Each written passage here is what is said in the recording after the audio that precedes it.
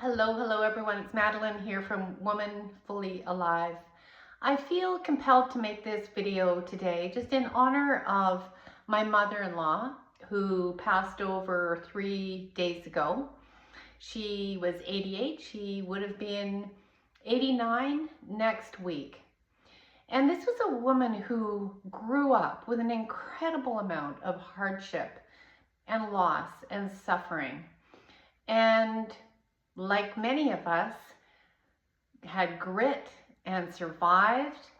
And not only that, went on to thrive, to actually support her mother in her older years, and also raise a son, who is my husband, who had the opportunity to go to university and have a career. That was unheard of in her family.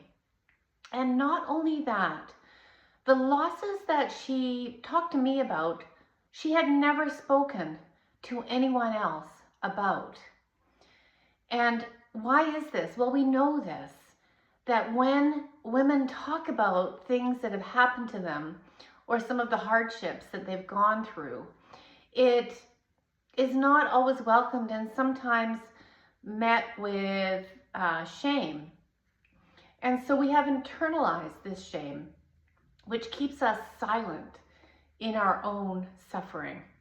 So this video really goes out to all the mothers, the grandmothers, the great-grandmothers, and all the greats before them that suffered in silence, that took on the shame of society, the shame of patriarchy, and internalized it to be their own.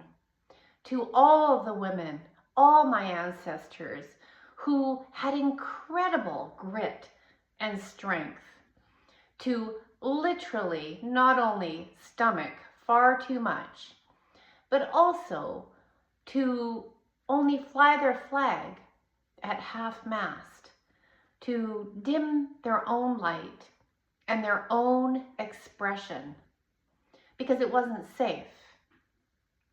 So why don't we just give tribute to the strength and the suffering of our ancestors? And may we be the ones to fill in, to color in that half that was missing, that piece of the puzzle that was missing from their lives, from their bodies, and from their history, which is our history. Imagine if they had been allowed to play full out. Imagine if they'd been able to create to their highest expression. What would this world look like? And what is your world going to look like when you really live into your full power of feminine energy and the full expression of your divine essence? Allow yourself to dream. Allow yourself to imagine in a way that our ancestors never could.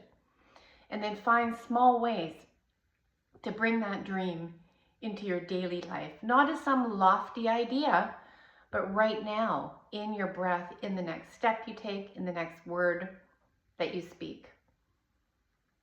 Go slowly, gently, and lovingly with yourself today.